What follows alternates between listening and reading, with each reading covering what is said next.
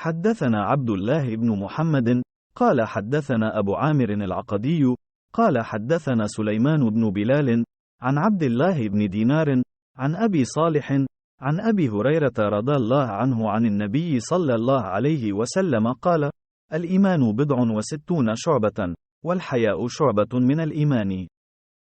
Narrated Abu Huraira. The Prophet said, faith, belief, consists of more than 60 branches, i.e. parts. And haya, this term, haya, covers a large number of concepts which are to be taken together. Amongst them are self-respect, modesty, bashfulness, and scruple, etc., is a part of faith. Reference, Sahih al-Bukhari 9 Volume No 1, Hadith 2. المسلم من سلم المسلمون من لسانه ويده، والمهاجر من هجر ما نهى الله عنه. Narrated Abdullah bin Haymar. The Prophet said, a Muslim is the one who avoids harming Muslims with his tongue and hands. And a muhajir, emigrant, is the one who gives up, abandons, all what Allah has forbidden. Reference, Sahih al-Bukhari 10 Book 2, Hadith 3.